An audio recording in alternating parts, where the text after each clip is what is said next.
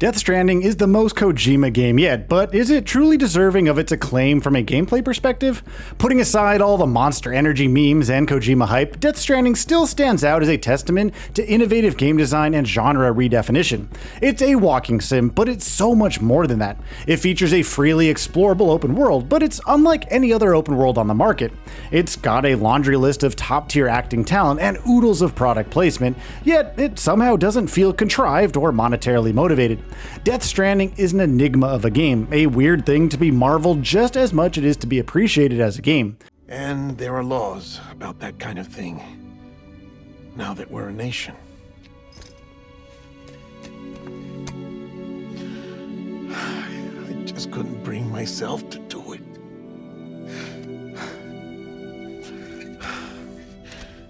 But if the alternative is defying the president, I can't do that either. Not me.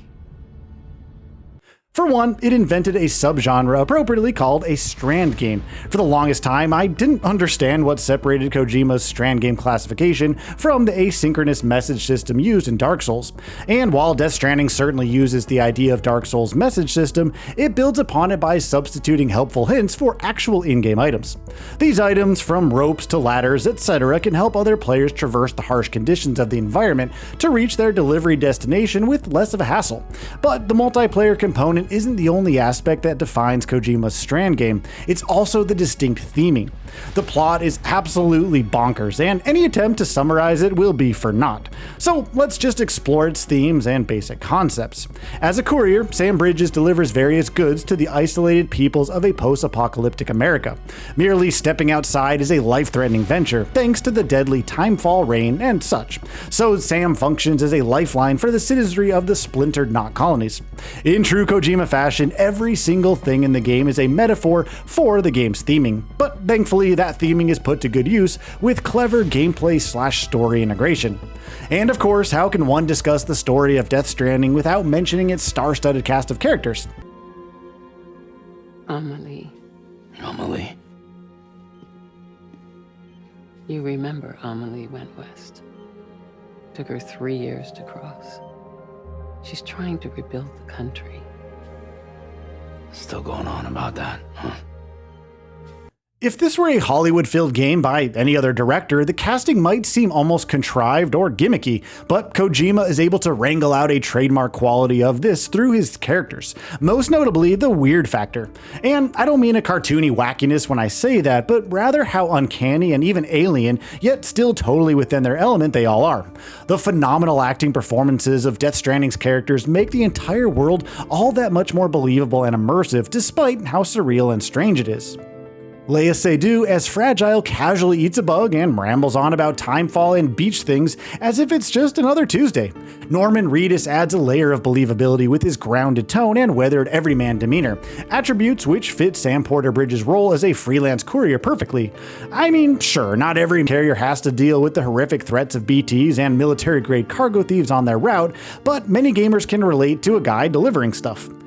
If the characters felt fake or artificial, the rest of Death Stranding's world would have lost that extra bit of realization and believability. It's hard to overstate just how in their element every character is in this game, despite the elements being so, well, Kojima. That is to say, charmingly bizarre. For once, Hollywood talent in a video game doesn't feel like a novelty add-on to the core experience, but a crucial ingredient to the experience itself. That signature Kojima tone transfers beautifully to Death Stranding's world building and atmosphere. As the second Kojima game to feature full open world exploration, Death Stranding really sinks its hook into players looking for an immersive lived-in environment. The setting is distinctly post-apocalyptic, yes, but the gray skies and rolling hills portray a sensation of tranquility. It's easy to get transfixed by the environment and route to a delivery destination, especially with the appropriately atmospheric music provided by Low Roar and Silent Poets. Now, usually I'm not all that keen on games using licensed music from popular bands, but in this case, it's all used so brilliantly to fit the scenes without feeling out of place. Count on Kojima to inject Hollywood acting and licensed music into a game and make it work as seamlessly and organically as if it were always meant to be there in the first place. But the world of Death Stranding isn't just pretty to look at and nice on the ears. It's also one of the few open world games that uses its terrain as an end itself rather than a means to an end. Now, that sounds rather backwards considering its reputation as a delivery simulator, but the core gameplay lies in overcoming the terrain within the open world and not in the points of interest dotting it. All the so-called anti-fun mechanics inherent in the weight of packages and stability management help make the gameplay primarily about the environment itself. In Death Stranding, you don't just use the environment to get from point A to point B, you actively engage with it and fight it. Players even have to think about logistics in a unique way. Do you know you're delivering in mule territory? Better make room for an assault rifle or maser gun, as well as some grenades for extra measure. Going into a craggy mountainous region? Well, probably best to set aside the military-grade weaponry for some ladders and ropes. The environment functions as a character in the game rather than just a pretty background, which is something I wish more games would honestly lean into. What's more, the game controls well too. Balancing your cargo is accomplished by tilting Sam's weight with the shoulder triggers. With the director's cut on PS5, this includes enhanced HD rumble and haptic feedback. You really feel the weight and nuances of Sam's stability with the controller feedback, and it remains one of the best applications for haptic feedback and trigger resistance across the entire PS5 library.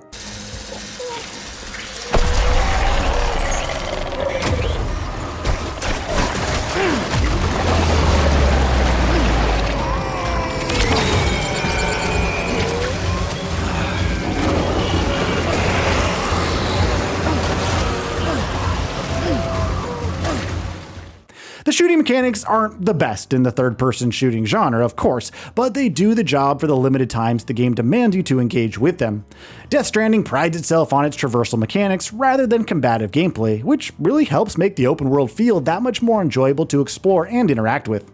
Another way the open world feels special is how the game's quote-unquote multiplayer works with it. Calling it multiplayer is obviously a tad wrong, since it's actually an asynchronous cooperative experience and not simultaneous interaction, but one has to at least appreciate the adherence the co-op has to the game's core theme of connection. It represents an attempt to connect what is disconnected. Using the portable chiral constructor, players can construct various tools, such as bridges and power generators to leave for other players who encounter that area of the map in their instance in the game.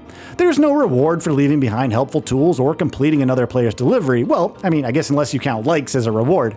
Helping other players out is a cool way to feel more connected to others through altruism, and it's a nice parallel to what the game's themes are.